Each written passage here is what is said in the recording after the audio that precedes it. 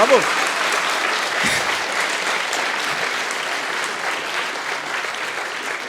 Merci beaucoup. Café Numérique, c'est une mission, celle de promouvoir l'innovation au plus grand nombre, l'innovation, mais aussi la technologie au plus grand nombre.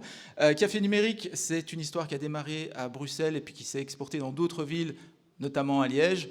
À Liège, on est bien actif, vous le voyez, une fois par mois, on parle de nouvelles technologies et d'innovation. On a un positionnement qui se veut entre le bar et la conférence, donc on joint finalement l'utile à l'agréable. Vous êtes ici pour apprendre, vous êtes ici pour networker et surtout vous êtes ici pour passer un bon moment. Vous avez vu la microbrasserie juste à votre droite quand vous êtes rentré. On a une super équipe. On a Mélissa, experte en marketing digital, qui est juste là. On a également Samuel Piroton, qui est juste là, que vous avez certainement vu à l'entrée, au même titre que Sébastien, qui est juste à côté, que vous avez certainement croisé à l'entrée, et moi-même. Donc voilà, on est une équipe aujourd'hui qui organisons des cafés numériques depuis déjà quelques saisons. Au programme, aujourd'hui, nous recevons deux orateurs. Alors, désolé pour le retard, hein. D'habitude, on commence pile à l'heure à 18h55. On va commencer avec Vincenzo qui va vous présenter un outil qui s'appelle Overloop.ai. Je ne vais pas spoiler directement, évidemment, ce qu'il va vous présenter, mais en deux mots, c'est le genre d'outil que parfois, moi, je dois mettre en pause, mais pour la bonne raison, tout simplement parce que quand vous utilisez correctement ce genre d'outils, eh bien, effectivement, vous recevez des leads à l'appel et des ventes derrière. Mais après, il faut délivrer. Donc, de temps en temps, il faut peut-être parfois pouvoir le mettre en pause, mais outil exceptionnel. Donc, à partir du moment effectivement où vous avez un super produit, vous arrivez à cibler correctement, c'est vraiment un outil fantastique. Donc, on est très content de recevoir Vincenzo.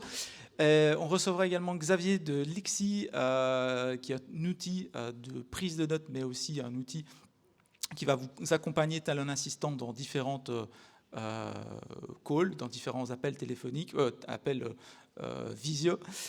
Voilà, ça c'est le programme. Donc on aura plus ou moins 1 heure d'intervention. Il y aura bien sûr un temps pour les questions-réponses. Donc si vous avez des questions, il ne faudra pas hésiter. Et puis on a ce qu'on appelle les live tweets. C'est quelque chose qu'on fait depuis un certain temps. Il faut savoir qu'avant, les plus anciens s'en souviennent, pendant les cafés numériques, on diffusait les tweets. Ah oui, qui est sur Twitter? Ça n'existe plus, pardon, X. Qui est sur X? Pardon, merci. Ok, bon, quasiment plus personne. Mais il faut savoir qu'avant ça, on avait ce qu'on appelait un Tweet Wall Pro juste à côté des slides, qui permettait d'interagir pendant les slides. Aujourd'hui, ce que je vous propose, c'est de répliquer le concept du tweet, mais en vrai, un tweet, ça doit être court. Et du coup, ce que je ferai après les présentations, c'est que je vous donnerai ici le micro et vous pourrez vous adresser à l'audience ce soir. Alors, vous annoncez ce que vous voulez, hein. Vous avez juste 30 secondes pour faire la promotion de votre projet, de votre boîte, vous recrutez, vous organisez un événement, par exemple. Eh bien, vous pouvez l'annoncer. Bref, vous pouvez vraiment annoncer tout ce que vous voulez. Ça peut même aller jusqu'à la demande en mariage. Il n'y a vraiment pas de problème. Voilà. Donc, live tweet, ça va durer 5-10 minutes. Et puis, on termine cette belle soirée à la microbrasserie. Voilà, un chouette programme. Il ne me reste plus qu'à remercier nos partenaires, puisqu'il faut savoir que Café Numérique n'est supporté par aucun fonds public, donc on ne va pas prendre dans vos impôts pour organiser ce genre d'événement. Tout n'est que société privée. Deuze, La Grand Poste, Eco-Dimension, Marketing Makers, A6K, donc Deuze, société qui va vous développez des applications mobiles, des applications web. Ils sont à 400 mètres d'ici. La Grand Poste, le lieu dans lequel vous êtes aujourd'hui. Ecodimension, c'est toutes les caméras que vous voyez là. Et puis les vidéos que vous voyez ensuite sur YouTube. Marketing Makers, c'est ma boîte. Si jamais vous voulez vous lancer dans l'IA générative, il y a des chouettes formations. Et puis A6K, il y a des gens de Charleroi. Ah, JF, t'es de Charleroi? Je ne savais pas. Ok, bah écoute, la 6K, c'est un lieu d'innovation qui se trouve à Charleroi. Ils sont super chouettes. Si vous voulez plus d'infos, n'hésitez pas à vous adresser à Sébastien Léoui. J'arrête de parler parce que je suis un peu sur ma lancée, mais sachez que le lundi 4 novembre, il y aura le prochain Café Numérique. Dès que vous le sentez, je vous propose d'accueillir Vincenzo comme il se doit, avec vos applaudissements.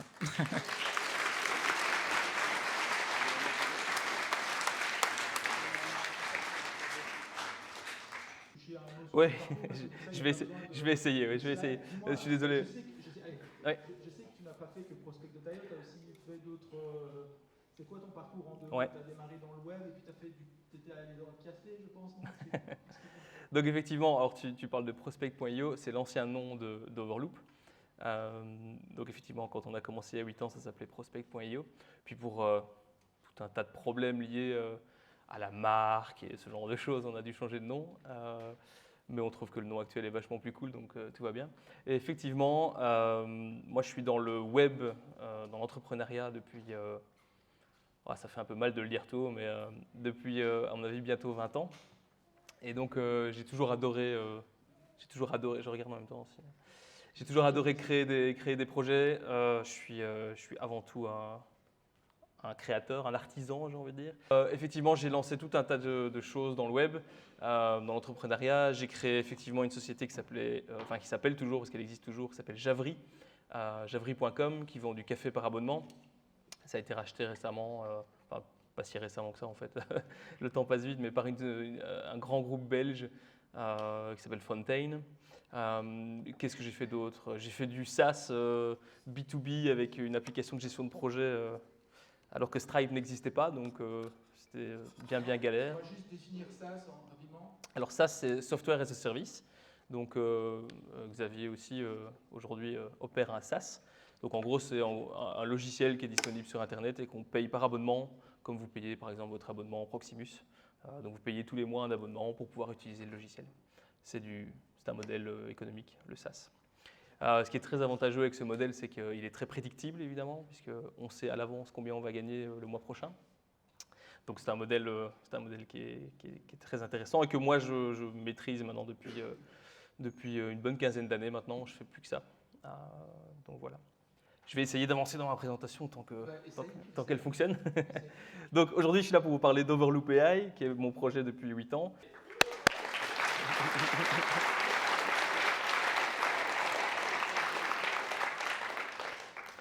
Donc je vous passe mon parcours, hein, vous avez compris, j'ai fait plein de trucs. Overloop AI, donc une plateforme de prospection automatisée par l'IA. La promesse, comme je vous le disais, c'est de faire le boulot de prospection et de prospection commerciale donc, pendant que vous dormez. Donc c'est un peu, voilà, petite image humoristique, mais c'est un peu l'idée, c'est vraiment qu'on automatise tout le travail. On a une ancienne plateforme, donc ça fait 8 ans qu'on existe, mais ce produit ici, il a en réalité quelques mois. L'ancienne plateforme, il restait encore beaucoup de travail manuel à faire pour les sales, pour les gens qui prospectent. Donc on avait éliminé énormément de travail manuel. C'était un peu notre motto depuis 8 ans. Mais il restait encore beaucoup de choses à faire manuellement.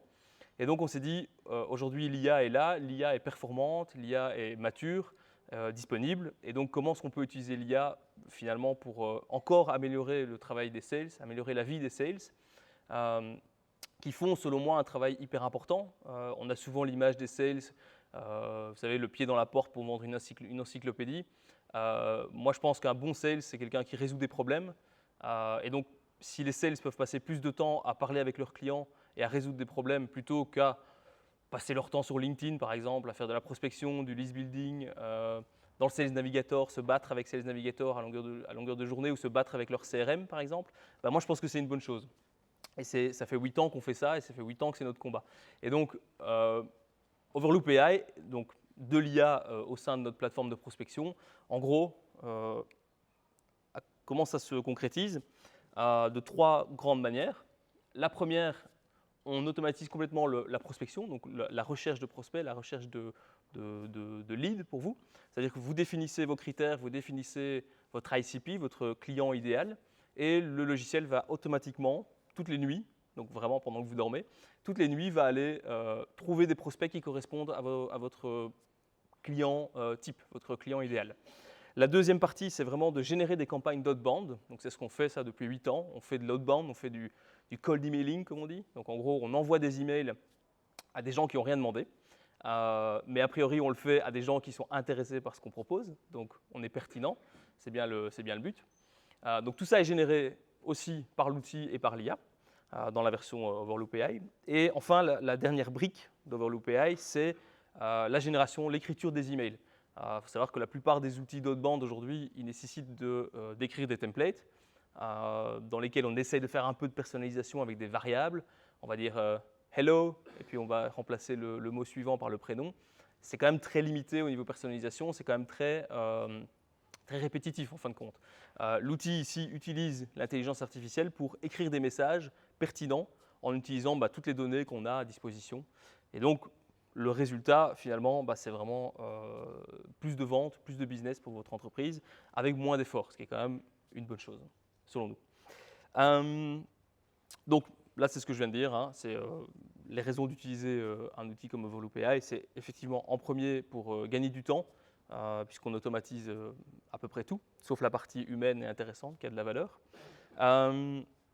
Vous allez pouvoir contacter et parler à des prospects très qualifiés, puisqu'en fait l'outil fonctionne autour de ça. L'outil vous trouve des prospects qui correspondent à vos critères, et uniquement ceux-là.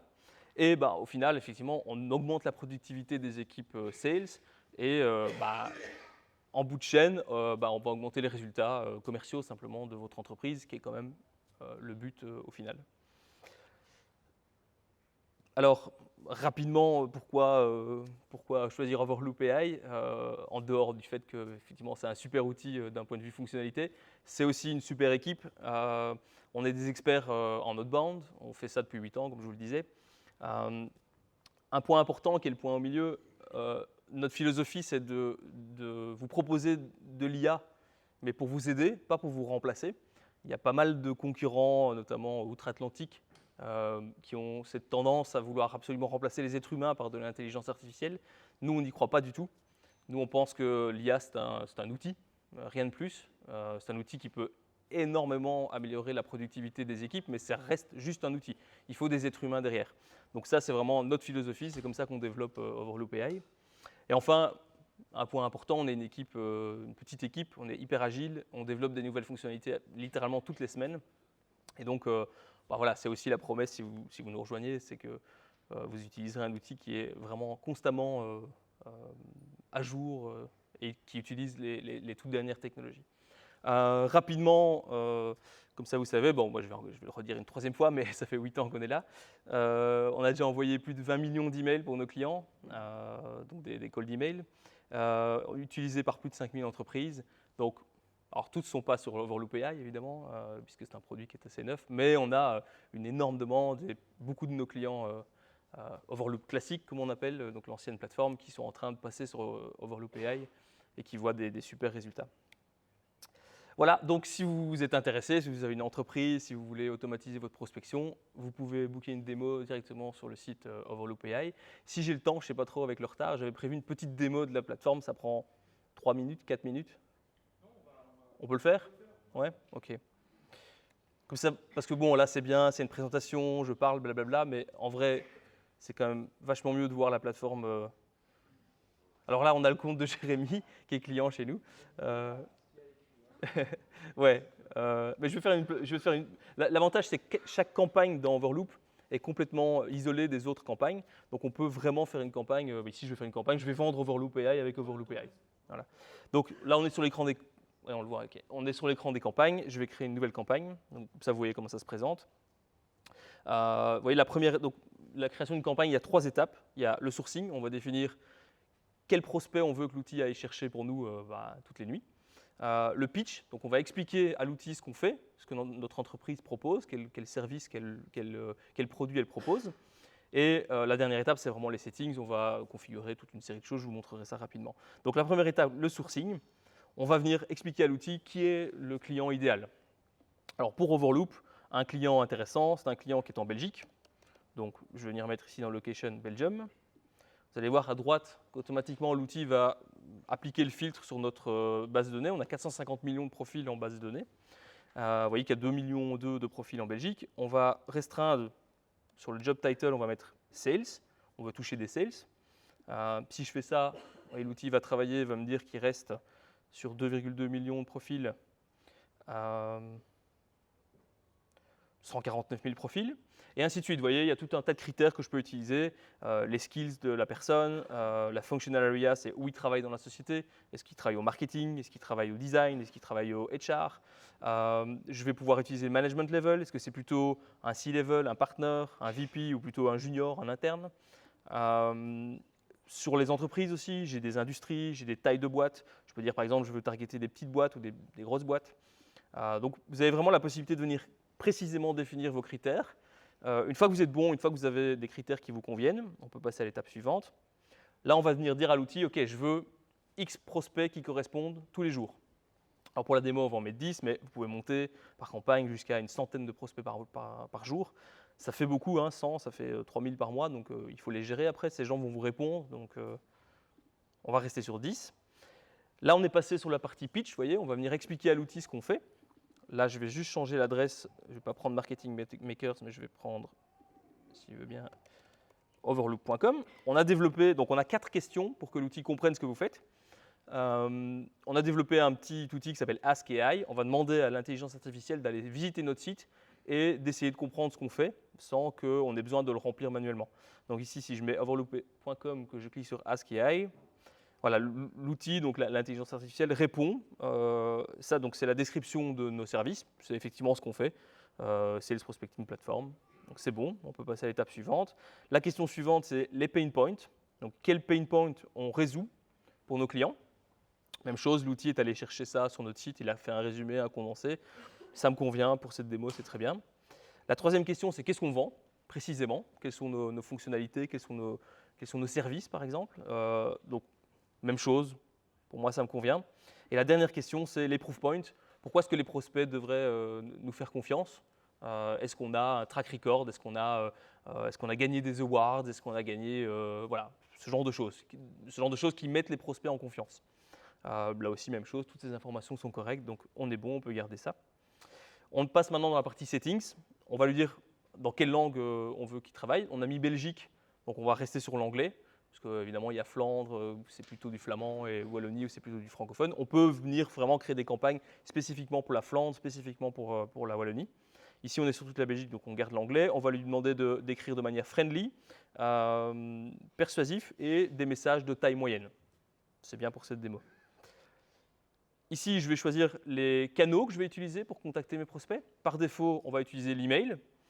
Donc, ce sera l'email de Jérémy. On ne va rien envoyer aujourd'hui, donc ça va.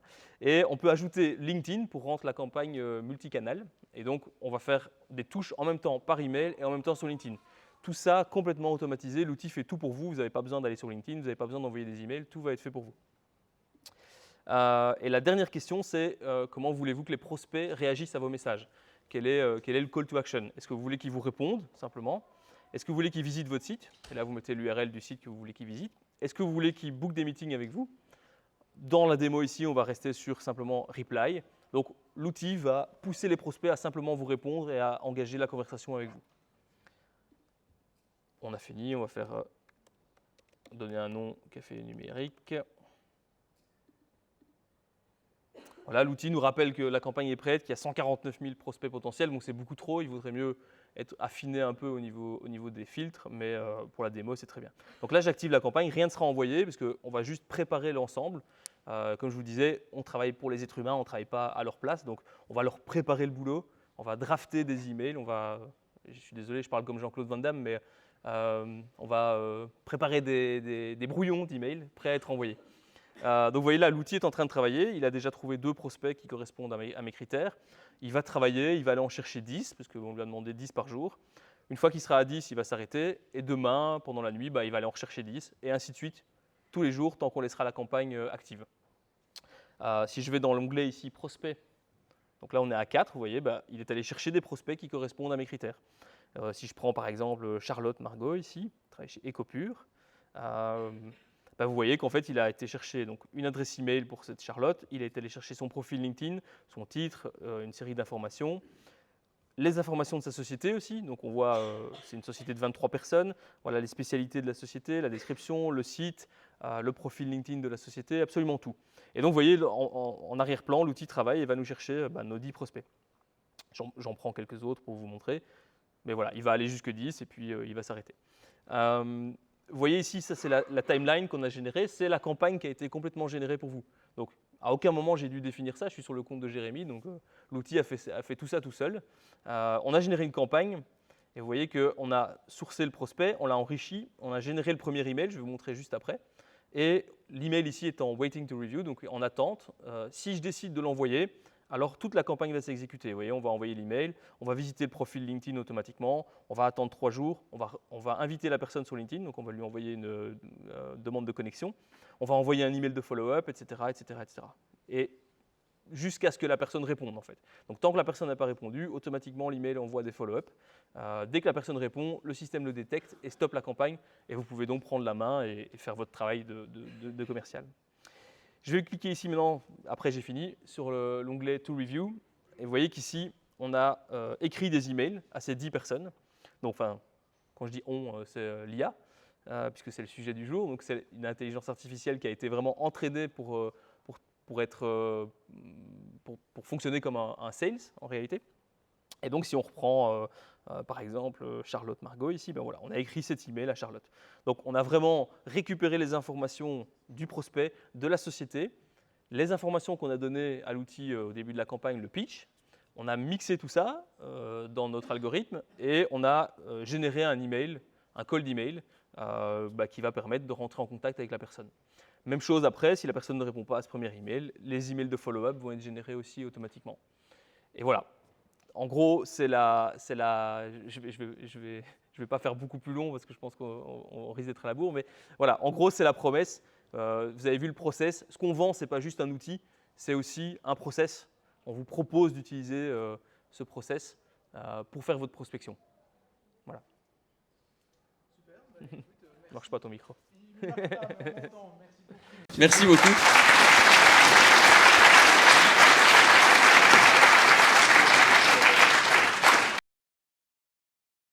Voilà, dernier intervenant de ce café numérique, Xavier Lixi. Voilà, quand tu veux. Ok, donc je ne sais pas si vous m'entendez bien au fond. Ok, super. Donc Xavier, alors j'ai prévu une présentation pas trop commerciale, donc normalement ça va être un peu plus sympa comme ça. Et donc je me présente Xavier Lombard. Français, tout le monde n'est pas parfait, depuis 25 ans en Belgique, une première vie à EDF et que j'ai quitté après 10 ans et pas mal d'expérience. Et là, j'ai créé une boîte dans les énergies renouvelables qui finalement est revenue dans le giron d'EDF qui a été racheté en 2013. C'était sur le biogaz, donc j'ai fait un peu le tour de toutes les décharges, stations d'épuration en Europe, enfin principalement en France, en Belgique, en Angleterre. Et après, j'ai créé une boîte extrêmement tech, qui était le premier courtier digital, dont vous avez peut-être entendu parler en Belgique. On est resté en Belgique, donc c'était Séraphin qui est devenu Yago, toujours très actif, qui est le spécialiste notamment des motards. S'il y a des motards, ils ont sûrement entendu parler de Yago. Et dans cette expérience-là, j'avais embauché... C'était mon but en fait, je m'étais dit, bon, ma deuxième boîte, il faut absolument que ce soit une boîte tech, sinon je ne peux plus parler avec mes 4 garçons qui sont des geeks. Et ça a été un pari gagnant, puisque après quelques années, mon fils aîné a rejoint donc ma boîte précédente, puis mon second. Et quand on a cédé cette boîte il y a 3 ans, ensemble, ils sont revenus me voir en disant, écoute papa, c'est super, mais l'avenir, c'est de recréer une boîte ensemble. Donc, pas de vacances. On s'est remis à bosser ensemble pour trouver une idée. Et là, l'idée, ça a été de se dire, on fait un SaaS, qui a été présenté, Software as a Service, ce qui n'était pas vraiment le cas de la boîte précédente. C'était une boîte B2C, à moitié SaaS, à moitié courtier classique. Et donc là, on a réfléchi en fait à tous les SaaS qu'on avait déjà utilisé dans le passé. On s'est dit, quel est le SaaS qu'on pourrait améliorer de façon significative au niveau tech. Et donc là, on s'est aperçu qu'il y avait un écosystème qui faisait déjà plus de 500 millions d'euros de chiffre d'affaires dans le monde, qui était très peu développé en Europe, qui consistait à réécouter les calls. Ça paraît complètement fou aujourd'hui, mais les gens ont payé 500 millions dans le monde pour s'enregistrer et réécouter le call, c'est tout. C'était ça la fonctionnalité, enregistrement, réécoute. On s'est dit, c'est déjà vachement utile quand on est un sales de se réécouter. Les meilleurs sales, c'est ce qu'ils font. Mais le futur, c'est pas de se réécouter, c'est de la prise de notes, le résumé. Donc là, on avait fait des recherches et on s'était aperçu que on était tombé sur ChatGPT-2, sur 2-3 autres boîtes américaines qui faisaient des résumés qui commençaient à ressembler à quelque chose en anglais. Donc on s'est dit, bon, ok, on va essayer de faire la meilleure boîte qui réécoute les calls pour nous, soit nous-mêmes, soit être prêts quand les résumés en français vont arriver, en français et en anglais évidemment. Et donc voilà comment l'histoire démarre il y a 3 ans, dans un garage.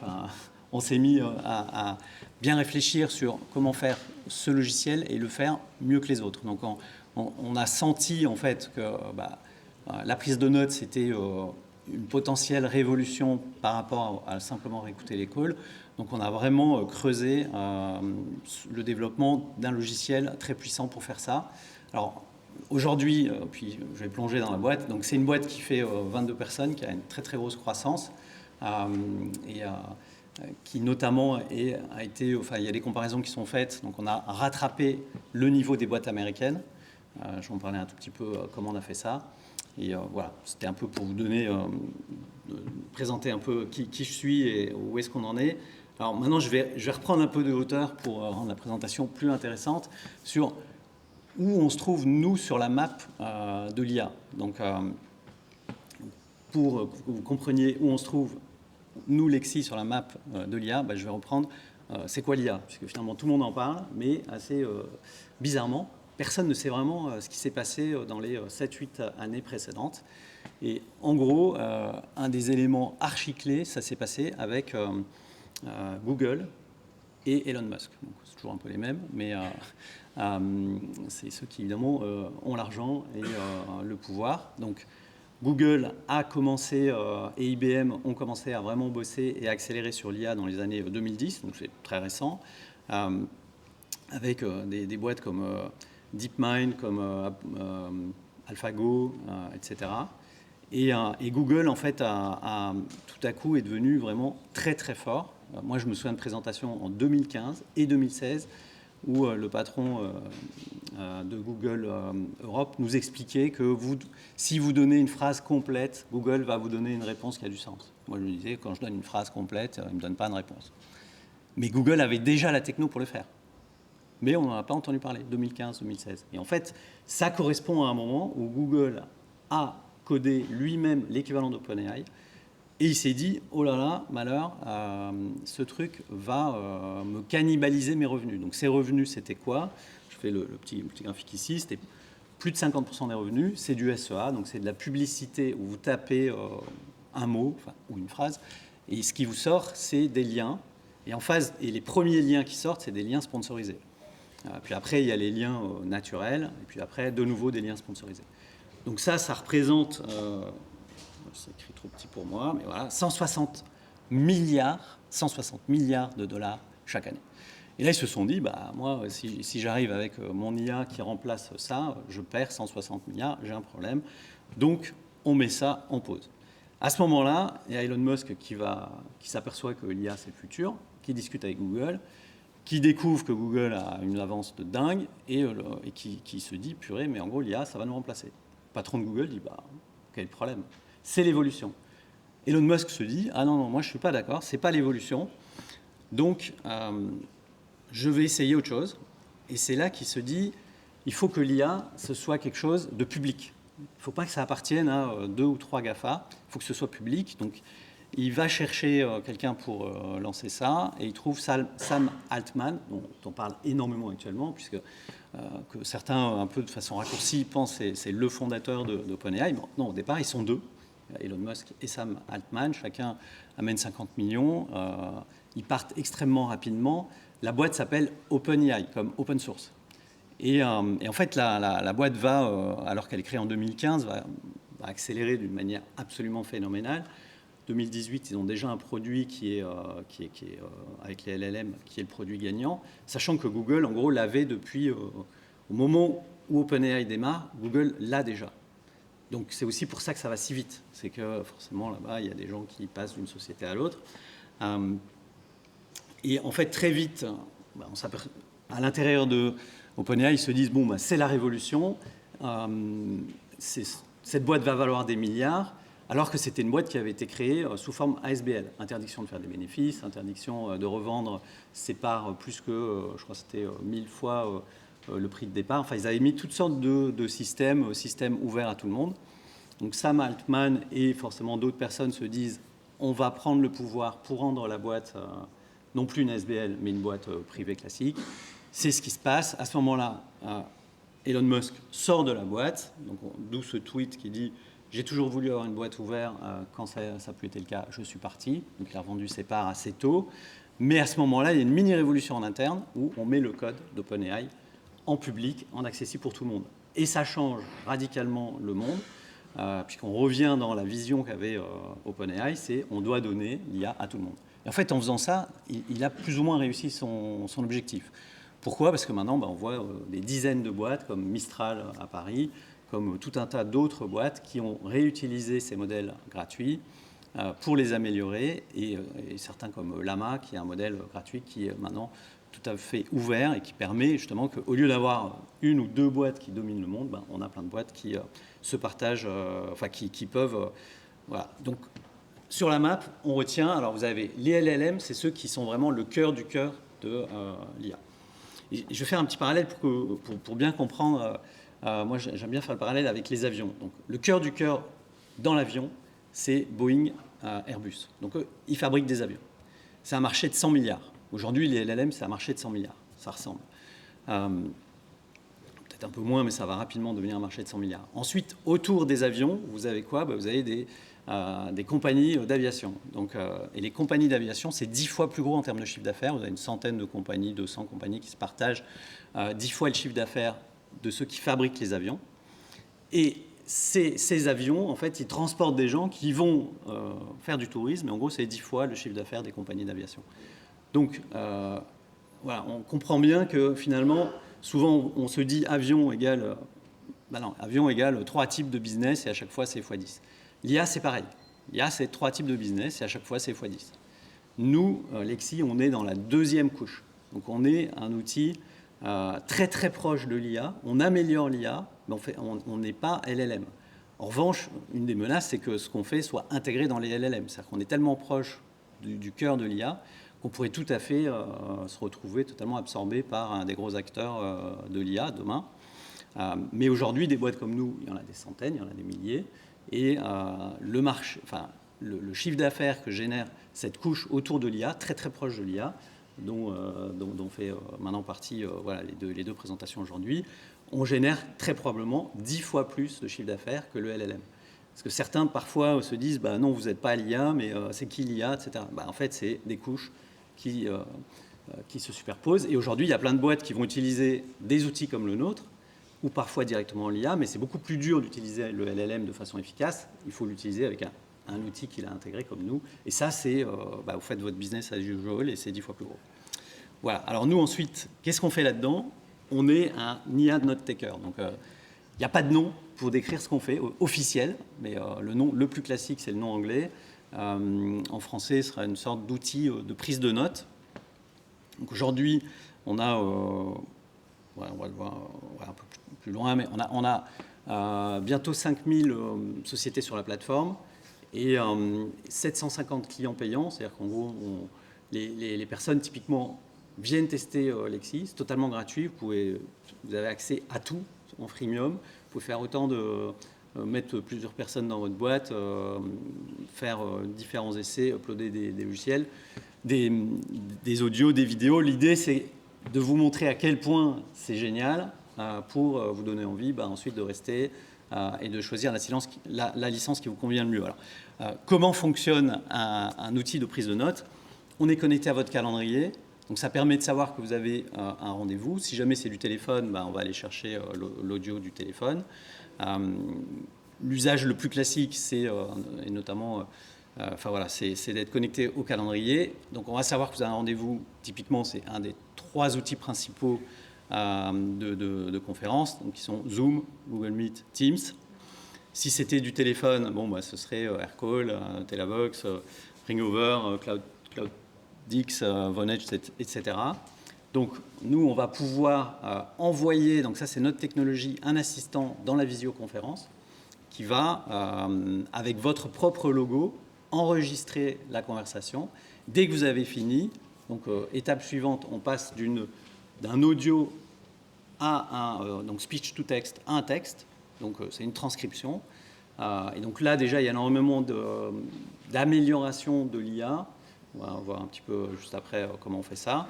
Et on va pouvoir générer donc énormément d'infos. On va pouvoir générer un chapitrage, un résumé, la to-do list des choses à faire. On va pouvoir ensuite pousser, donc c'est ce qu'on voit ici, dans un email, les informations qui vous semblent les plus pertinentes, ou éventuellement dans un CRM ou dans tout autre système grâce à un Zapier ou un Make. Alors, ce qui est intéressant de voir, c'est que pour nous, l'IA évolue extrêmement vite. C'est-à-dire qu'il y a 1 an et demi, quand OpenAI arrive, donc nous, on a déjà un outil de réécoute qui est normalement déjà meilleur que les autres, mais il ne fait que réécouter les calls. Puis tout à coup, on peut faire des résumés. Donc, 1 mois après, on a les premiers résumés en Europe. Les gens voient ça, ils sont waouh, quoi. Mais au bout de 3 mois, ils disent bon, ok, t'es gentil avec tes résumés, mais j'ai plein de problèmes. Et il va falloir les résoudre. Premier problème, il faut détecter la langue. En Belgique, c'est vital. Ça ne suffit pas comme la plupart des concurrents, tu dois choisir à la main la langue. Les gens disent bah non, moi ce que je veux, c'est qu'automatiquement tu me détectes la langue. Après, ils sont arrivés en disant bon, ok, maintenant tu détectes la langue, mais moi je fais par exemple du recrutement. Une fois je parle à mon client, une fois je parle à quelqu'un que j'interviewe.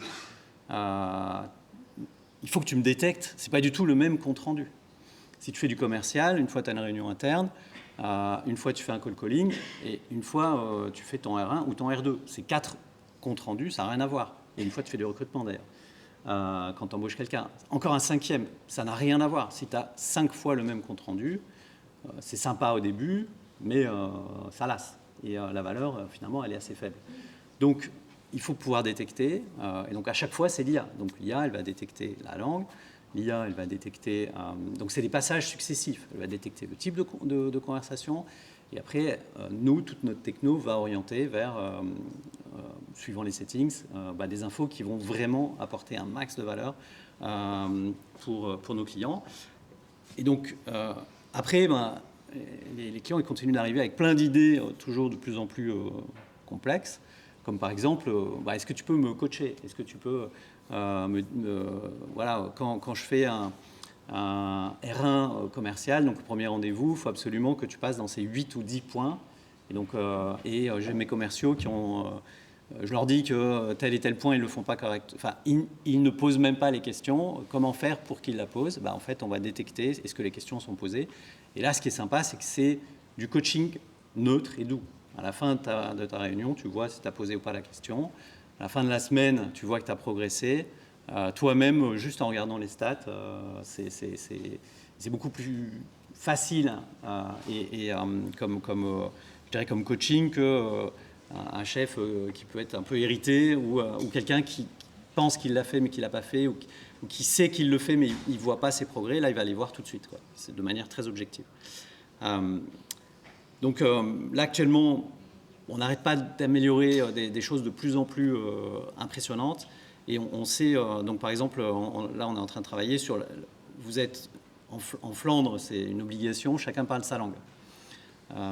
Bon, ici, on a du mal à parler plus que 2 langues. Moi, je parle que 2 langues.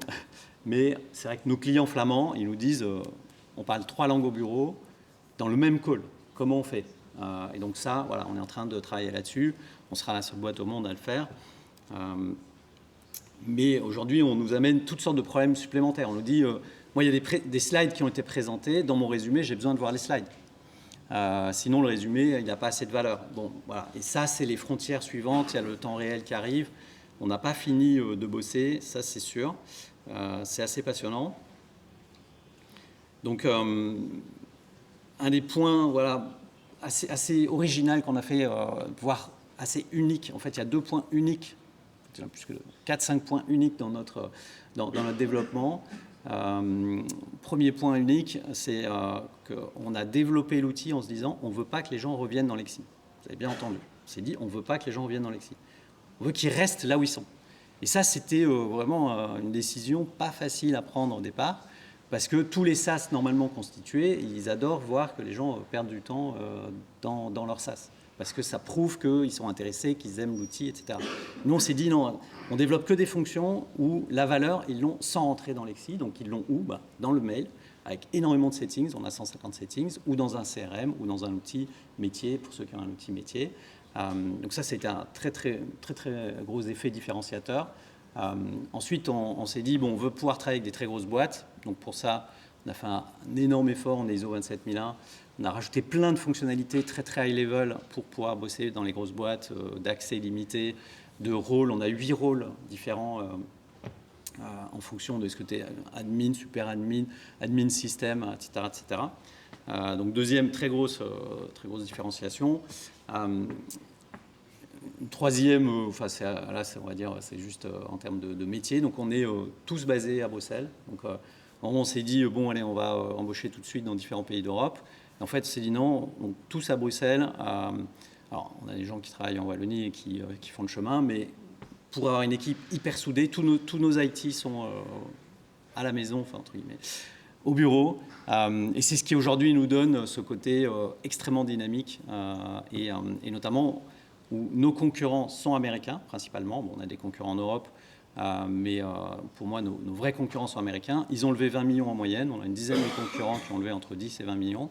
Et aujourd'hui, à chaque fois que voilà, des journaux ou des clients testent, ils disent votre outil est deux crans devant en termes de tech. Donc, pour une fois, Cocorico, en Belgique, on peut faire des belles choses aussi quand on fait du belge, du blanc-bleu belge.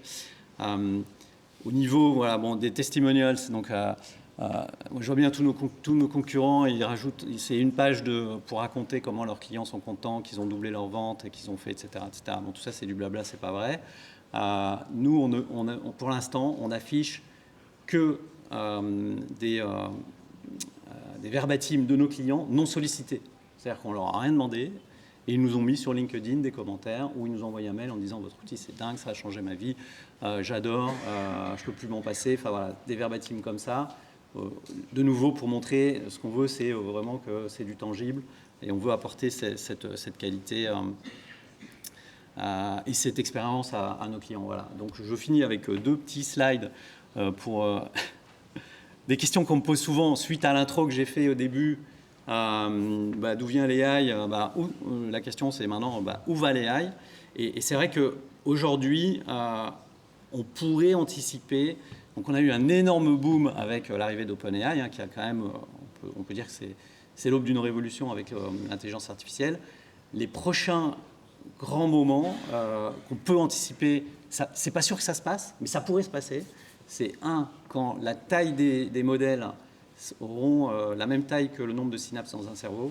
Donc, et ça correspondrait à ce qu'on en parle beaucoup sur Internet, c'est l'AGI, donc l'Artificial General Intelligence. Donc ça serait le prochain grand boom, entre guillemets, dans l'AI, qui fait un peu peur. Certains disent que ça n'arrivera jamais. Moi, je me dis que si ça arrive, ça arrivera quand l'AI sera au moins aussi fort qu'un cerveau. Et en gros, dans 30 ans, à la vitesse où on va, c'est-à-dire tous les 18 mois, on multiplie par 2 la taille des modèles. Donc dans 30 ans, on aurait un modèle aussi gros que le cerveau. Et le deuxième choc, qui lui serait probablement pire, si on peut en parler comme ça, c'est quand on aurait un ordinateur qui aurait la taille de tous les cerveaux cumulés, c'est-à-dire 8 milliards aujourd'hui, peut-être 10 milliards quand ça arrivera. Et ce qui est fou, c'est que ça c'est parti pour arriver autour de 2100, donc quand même, je ne vais pas le connaître, mais c'est demain. Voilà. Super. Un grand merci, Xavier.